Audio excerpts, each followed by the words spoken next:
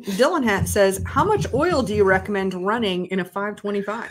Normally what we're doing, because we're not running coolers on them anymore, so we eliminated the cooler. So basically we're just running the external filter.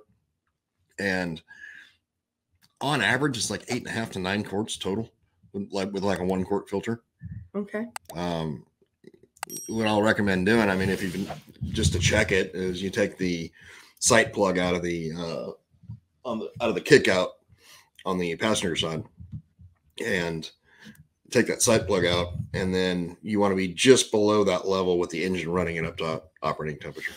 Okay.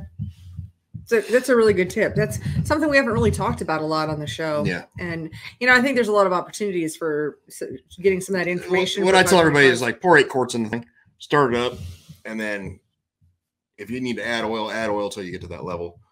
But, you want the oil to be warmed up so everything's expanded. Great. And that's after they're primed, or? Yeah. I mean, this is like when the motor's running. So, yeah. I mean, because the priming is really the big thing. I know I got that question over the week where someone asked about like what you would have to do getting the first a new time you start up. 525. Yeah, it's 1,000% though.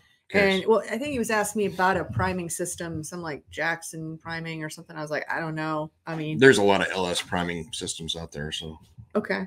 So really, normally, like LS... when they come from me, I mean, if I built it, they're already primed when you get them. Right, because that's the hard part. That's the part where you could really screw it up. Is in the priming of the engine. Well, right? Where they used to get all explodey when they first came out because nobody knew how to prime them. They just cranked them over in the starter till they got oil pressure. Yeah, like, let's just the bearings are wiped out at that point. Yeah, so yeah, you don't want to do that.